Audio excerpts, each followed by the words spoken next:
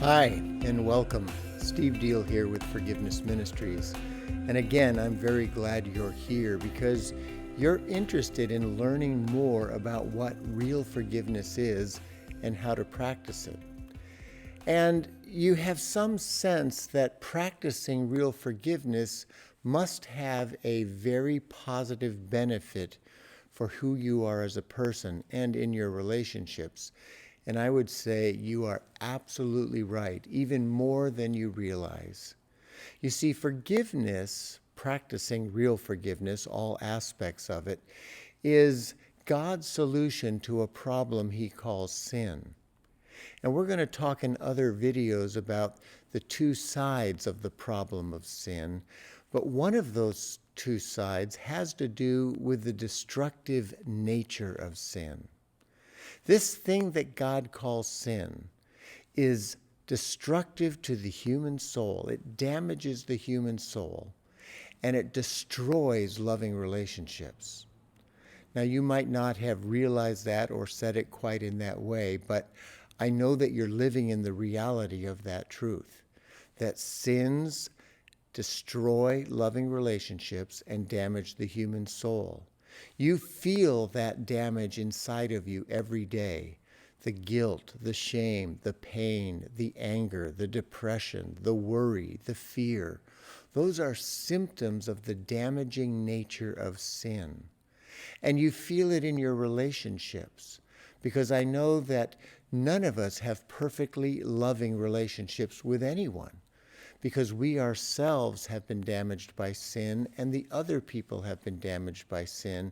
And two damaged, wounded people cannot make a perfect loving relationship.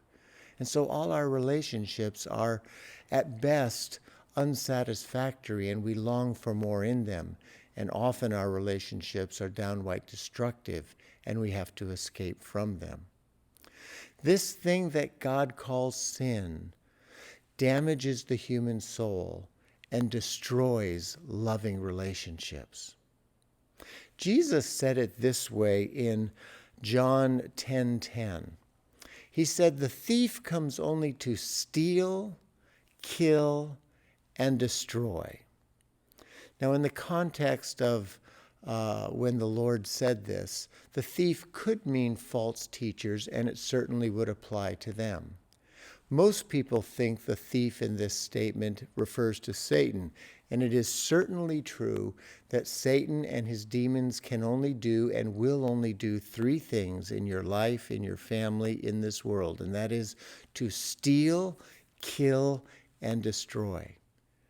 But there is a bigger problem in our lives, in this world, than even Satan himself, and it's this thing that God calls sin. As a matter of fact, God did not make Satan the way he is today. Satan was a perfect, holy angel.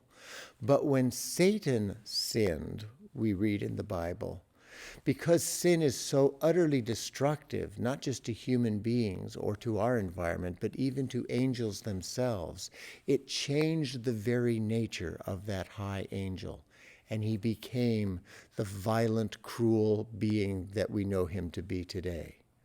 See, sin destroys every single thing it touches, spiritually, physically, mentally, emotionally, relationally, environmentally, economically, educationally. Everything that sin touches eventually is destroyed and killed.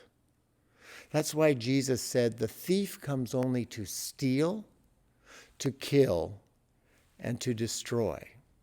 Sin, though it will advertise itself as being something profitable for you, can never truly be a good thing. It can only steal, kill, and destroy everything it touches. And that includes your soul. That is your mind, your will, your emotions, your personness, created in the image of God. You have been damaged by sin, by your own sins and by the sins of other people against you. Every sin, if you think about it, every sin is like a knife.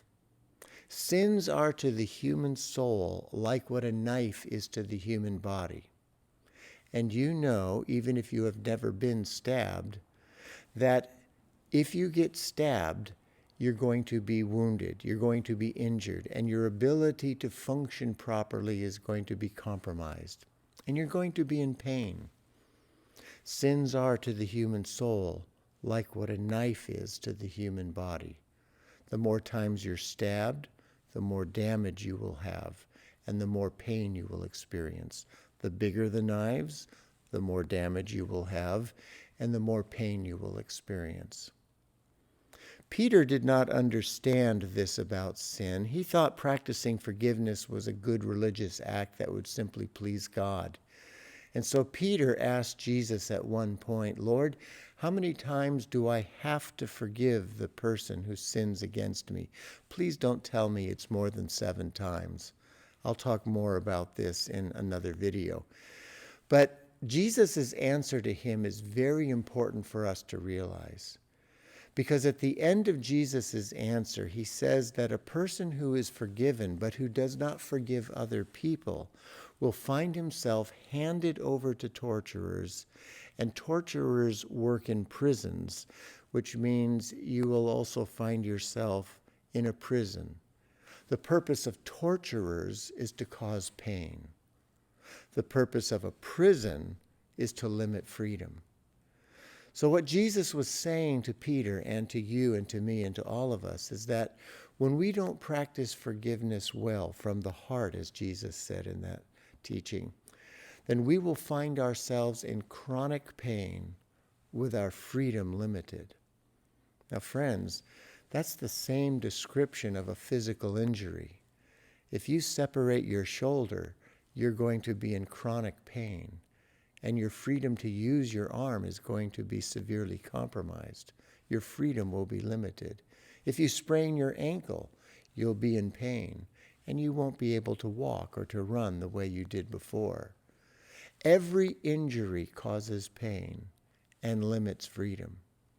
What Jesus was saying is that this thing that God calls sin, because by its very nature it is damaging, every time we have sinned and every time somebody has sinned against us, they have knifed us, they have wounded us, or we have done it to ourselves. And we are in pain, emotional pain, maybe physical pain, relational pain, economic pain, and our freedom is limited. We can't do the very good things that we long to be able to do. We're crippled, we're hindered. The good news is God can heal the human soul. God can restore broken relationships. And he does so through something he calls forgiveness.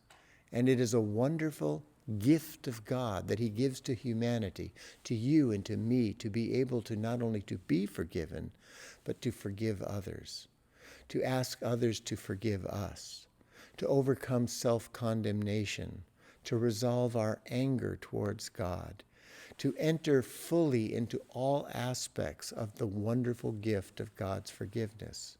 Because when we do so, he is able to heal our soul and to restore broken relationships.